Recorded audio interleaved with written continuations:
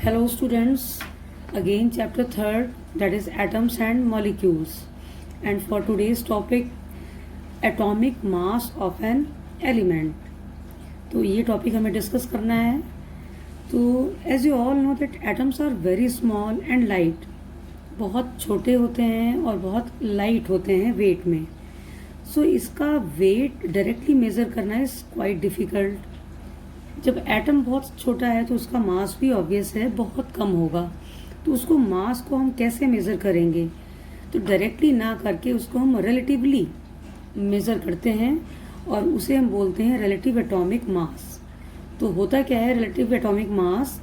It is the mass relative to the weight of an atom of a standard element.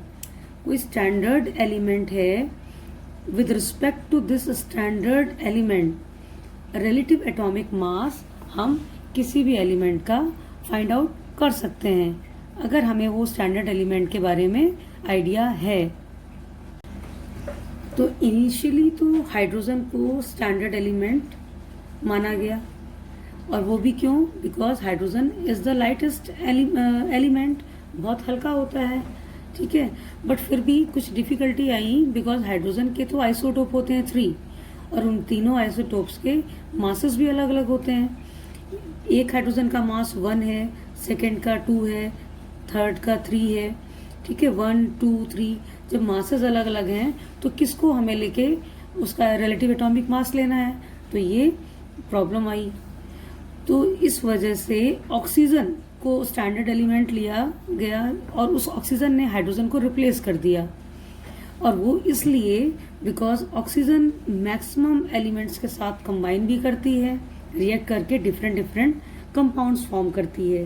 Still difficulty आई क्योंकि oxygen के भी isotopes होते हैं 16, 17, 18, ये अलग अलग मासेस हैं. तो फिर किसको कंसीडर किया जाए? फाइनली ना हाइड्रोजन ना ही ऑक्सीजन, फाइनली कार्बन को माना गया standard element.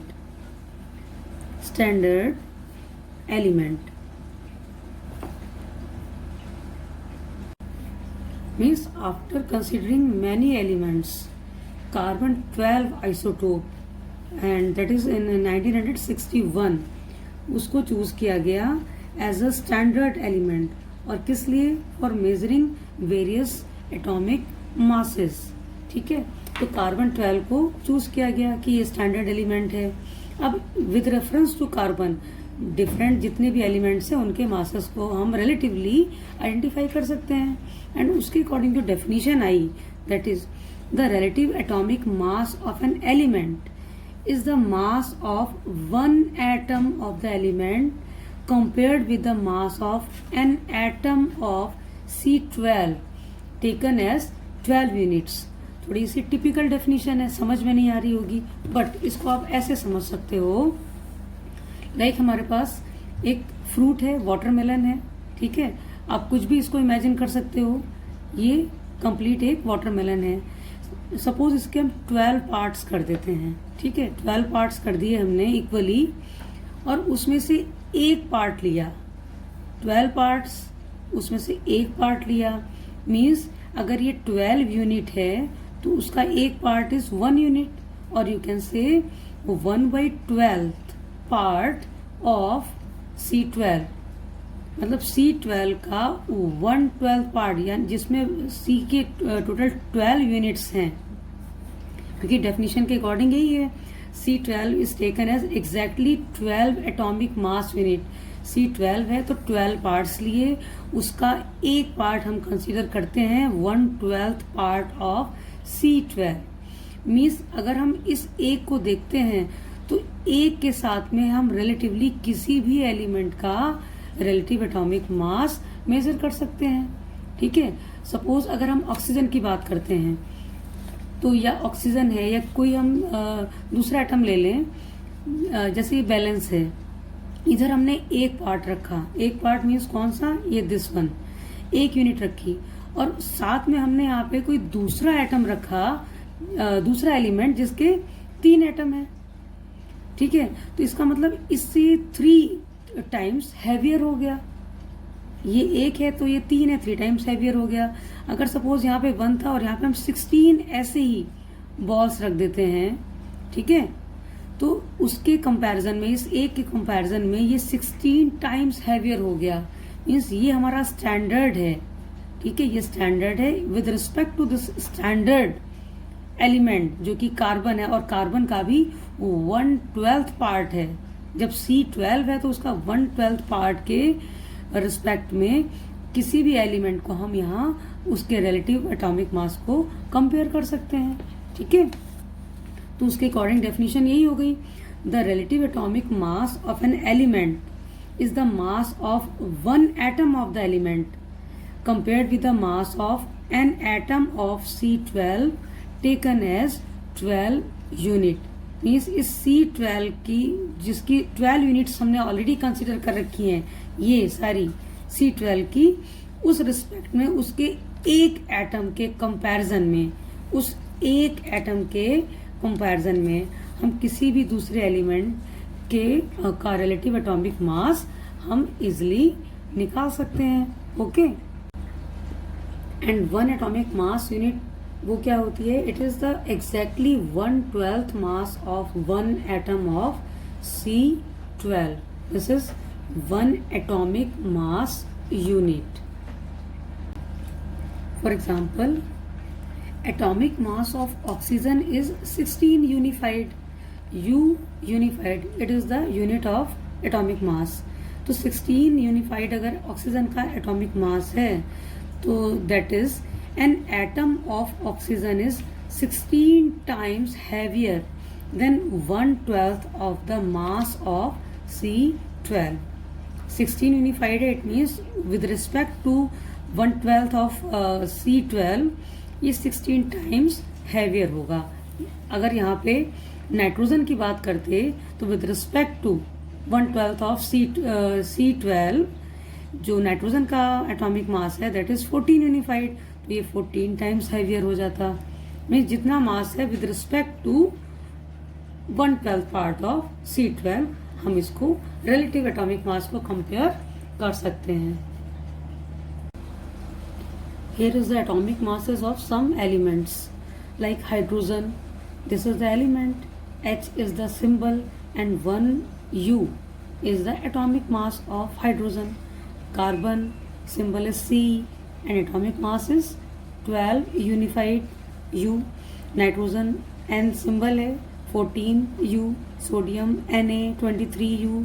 Aluminium Al 27 U. Phosphorus P 31 U, calcium Ca 40 unified या U, and many more. Now one question arises that how do atoms exist? Atoms कैसे exist करते हैं, किस फॉर्म में exist करते हैं? तो जो कुछ एटम होते हैं वो तो फ्री स्टेट में एग्जिस्ट करते हैं, लाइक जो नोबल गैसेस हैं लाइक हीलियम, नियॉन, आर्गन, ये फ्री स्टेट में एग्जिस्ट करते हैं। बट मोस्टली जो एटम है वो या तो मॉलिक्यूल की फॉर्म में एग्जिस्ट करते हैं या फिर वो आयंस की फॉर्म में एग्जिस्ट करते हैं, ठीक है। एंड ये बहुत ही छोटे स्मॉल पार्टिकल्स होते हैं जिनको हम इजिली देख ही नहीं सकते हैं।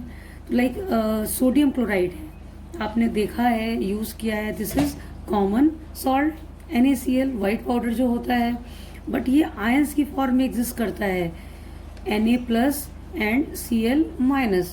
एंड ये आयंस बहुत स्मॉल होते हैं एंड मिलियंस ऑफ आयंस जब एग्रीगेट होते हैं, इकट्ठा होते हैं, देन वो NaCl फॉर्म करते हैं। इट मीन्स बहुत छोटे छोटे मॉलिक्यूल्स या आयंस ही इकट्ठा होके एग्जिस्ट करते हैं जिन्हें हम देख सकते हैं, जो मैटर फॉर्म करते हैं, जिन्हें हम टच कर सकते हैं, okay. Now molecule, what is molecule? A molecule is a group of 2 or more atoms that is tightly held by attractive forces and it exists independently। वो अपने आप ही independently exist करते हैं, ठीक है। लाइक हाइड्रोजन एटम है, ये independently exist नहीं कर सकता जब तक इसके साथ कोई दूसरा एटम कंबाइन ना करे। इन दोनों के बीच में अट्रैक्टिव फोर्सेस होंगे, जुड़ेंगे and then they will form molecule. Means ये एटम है, this is again atom and this is molecule. ठीक है, ये एग्जिस्ट नहीं कर सकता, बट जब जुड़ेगा दूसरे एटम के साथ में तो मॉलिक्यूल बन जाएगा, फिर वो एग्जिस्ट करेगा। और ये मॉलिक्यूल वो सारी प्रॉपर्टी शो करता है हाइड्रोजन एलिमेंट्स की जो होती हैं। One more thing, may be वो सेम एलिमेंट के हो मॉलिक्यूल, या फिर वो डिफरेंट एलिमेंट्स के साथ भी जुड़ के मॉलिक्यूल फॉर्म करते हैं। लाइक ये तो सेम एलिमेंट्स इसमें यूज्ड हैं, मे बी यहाँ पे वाटर मॉलिक्यूल होता, ये भी मॉलिक्यूल है, ये भी मॉलिक्यूल है, बट यहाँ पे डिफरेंट एटम्स यूज्ड हैं। हाइड्रोजन एटम है, 2 हाइड्रोजन एटम है और एक यहाँ पे ऑक्सीजन एटम है। तो मॉलिक्यूल में भी सेम टाइप के हो सकते हैं, एटम से बने होते हैं, या फिर वो डिफरेंट एलिमेंट्स भी कंबाइन करके फॉर्म कर सकते हैं। So this is the molecule of element and this is the molecule of compound. And जो एलिमेंट है उसमें कितने नंबर ऑफ एटम्स जुड़े हुए हैं वो डिफाइन करता है एटॉमिसिटी को। So what is atomicity? It is the number of atoms constituting a molecule is known as atomicity. Like monoatomic means single atom, single atom ही जो मॉलिक्यूल फॉर्म कर रहा है उसको हम मोनोएटॉमिक कहते हैं। एग्जाम्पल्स हैं helium, neon, argon. These are the noble gases जो मोनोएटॉमिक फॉर्म में ही एग्जिस्ट करती हैं। Then diatomic, di for 2, O2 oxygen gas, means यहाँ पे 2 ऑक्सीजन के एटम्स कंबाइन कर रहे हैं, N2 2 नाइट्रोजन के एटम्स कंबाइन करके नाइट्रोजन मॉलिक्यूल फॉर्म कर रहे हैं, या H2 again 2 atoms. Try atomic में 3 एटम्स कंबाइन कर रहे हैं और वो मॉलिक्यूल फॉर्म कर रहे हैं। ऐसे एग्जाम्पल है पॉली एटॉमिक का, means many. P4 phosphorus molecule, उसमें 4 एटम्स होंगे, जुड़े होंगे फॉस्फोरस के, देन फॉस्फोरस मॉलिक्यूल फॉर्म होगा। ऐसे ही 8 सल्फर के एटम्स जुड़ के S8 मॉलिक्यूल फॉर्म करेंगे। तो this is atomicity. Then ion, an ion is a charged particle and can be positively or negatively charged like this। already बताया था मैंने, NaCl is an ionic compound, और NaCl कैसे form हो रहा है? by Na positive and Cl negative. जो Na positive है उसे हम बोलते हैं cation. Cation means ion having positive charge, and जिसपे नेगेटिव होगा उसे बोलते हैं एनायन। एनायन क्या है? Ion containing negative charge. तो कैटायन एनायन के बीच में स्ट्रॉन्ग फोर्स ऑफ अट्रैक्शन होता है and then they will form ionic compound. तो ये हो गए हैं आयन। ओके, तो for example like Na plus cation, Cl negative anion, K positive cation, potassium ion cation, ठीक है, Br negative anion, Mg2 positive cation. तो these are the charge species, whether positive और नेगेटिव, उन्हें हम बोलते हैं ion.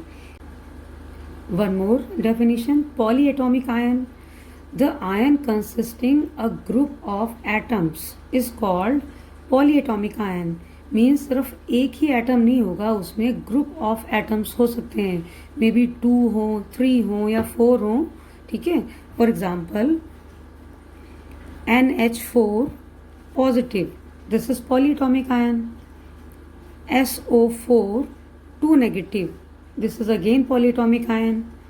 OH negative, ये भी polyatomic ion है, ठीक है। तो ये polyatomic इसलिए है बिकॉज इसमें एक से ज़्यादा एटम्स इन्वॉल्व हैं। लाइक इसमें 1 नाइट्रोजन का एटम है एंड 4 हाइड्रोजन के एटम हैं, means total 5 atoms are there having charge, और जो चार्ज होगा वो एज होल इस पूरे का चार्ज होगा। ऐसे ही सल्फेट आयन SO4, एक S का एटम है एंड 4 ऑक्सीजन के एटम हैं, तो 5 टोटल एटम्स हो जाएंगे, group of atom and having 2 negative charge. और यहाँ पे एक ऑक्सीजन का एटम है और दूसरा हाइड्रोजन का एटम है, तो ये भी चार्ज्ड है। तो this is again polyatomic ion. Okay, and that's it for today. Thank you.